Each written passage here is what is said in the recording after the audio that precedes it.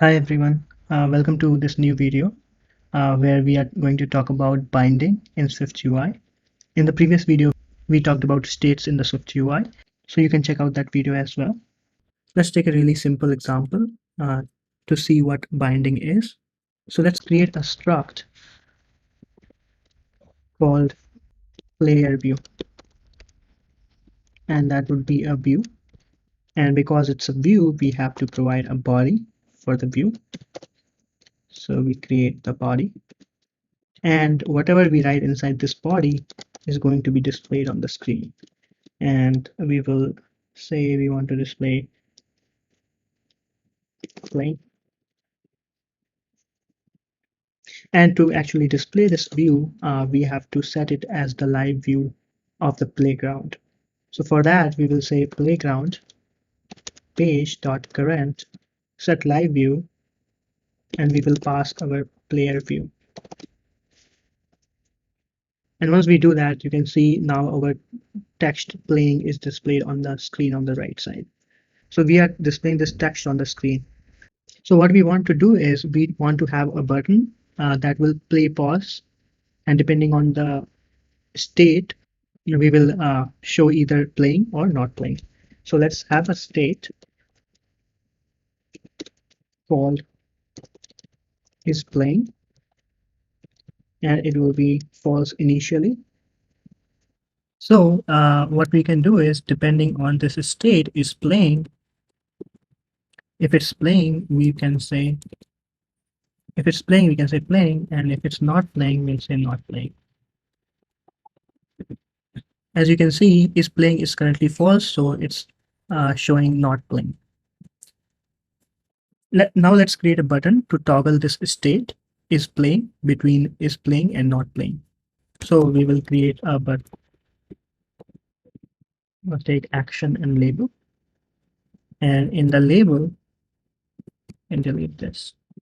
In the label, we will have an image. That will be a system image. And depending on the state is playing, if it's playing, we can have a pause button. And if it's not playing, we will have a play button. And in the action, we will toggle is playing. Okay, so we should set button. This has to be circle. Play.circle. Okay, so now we can see because is playing state is false, we are displaying not playing in the text view here. And in the button, we are showing play circle because is playing is false. And we have set up this button action to toggle this state that is playing. Now let's test it out. We click on this button, it turns to playing. We click it again, it turns to not playing. So our button is working correctly and toggling between playing and not playing.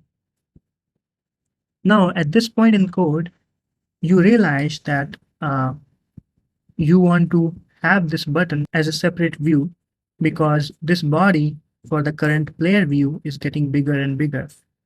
Currently, we just have text here, but you could have a image, a movie playing, etc. So what you want to do is you want to make this play pause button as a separate view.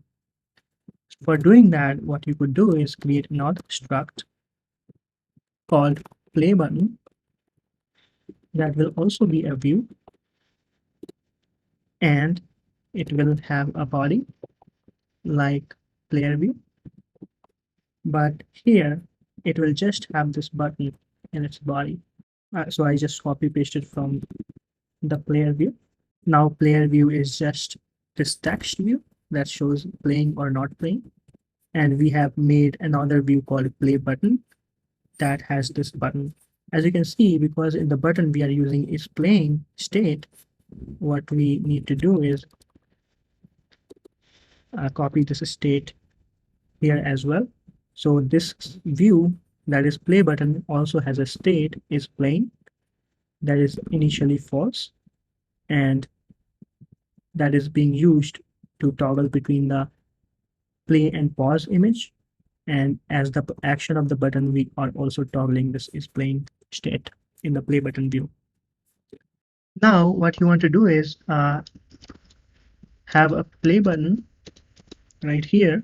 So this looks exactly the way it was looking before. You have this text not playing here, and you have a play button just beneath it. Now, if you try clicking on this button, nothing happens. The button changes between play and pause, but nothing happens to the not playing text. So that is because these two states are not linked. They belong to a different views. So play button is a separate view, that is this button, and this player view is a separate view, that's this text not playing. So if you are toggling this button in the play button view, you are toggling its local state. So is playing that is getting toggled is the local state right here. So that's why if you toggle this play pause button, only the play pause button is affected, not the text that belongs to a different view. So how would you link is playing state of the player view to the play button view? So to do that, what you want to do is you want to pass this state from player view to the play button view and use that state in the button. So for that, what you need to do is not have an initial value, but say it's a bool. And once you do that, the play button structure will have an initializer with this is playing field available. So you can insert that. Now it takes a boolean. So what you can do is you can pass this is playing state in here. And let's see what happens. So now what we are doing is we are taking this state of the player view and passing that state to the play button, and that same state is being used by the button. So let's see what happens when you click on the button. As you can see, still nothing happens. You are clicking on the play pause button, but only the play pause button is changing, not the text that is displayed by the player view. That is still static, not playing. So the problem is states are always local. They always work inside a structure. So this state is playing will only affect view inside this body for this play button. It cannot affect anything else. So that is the problem. So we are passing is playing state from player view to the play button, but when the player button gets that state, it becomes local. So whenever you are changing this state is playing in the button action, you are changing the local variable. It's not going to affect this state that is in the player view. So SwiftUI provides a way to solve this issue.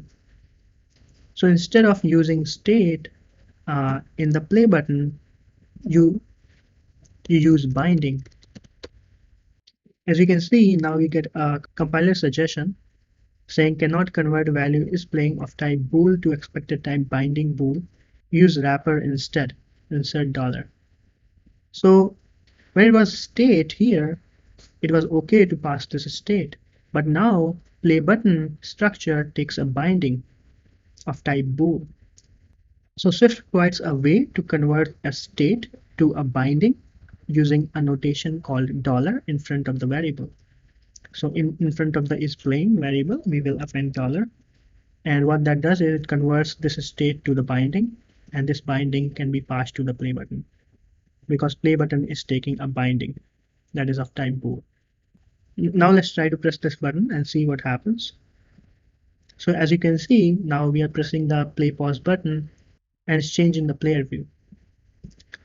So the player view text is getting changed between playing and not playing by pressing a button inside a separate play button view. So that's how bindings work.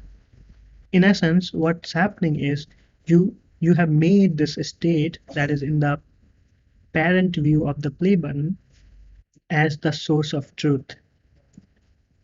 So what that means is this state is the only state that is getting changed. So once you pass this state using binding in here into the play button, the play button view also gets the same state. This is playing state is actually the state that's defined in here in the player view. So we get only one source of truth, that is only one state in the parent view that can be changed from either player view or the play button view. So this was a very simple example to understand how bindings work in SwiftUI. I hope you guys enjoyed it. Don't forget to subscribe, and I'll see you in the next video. Bye bye.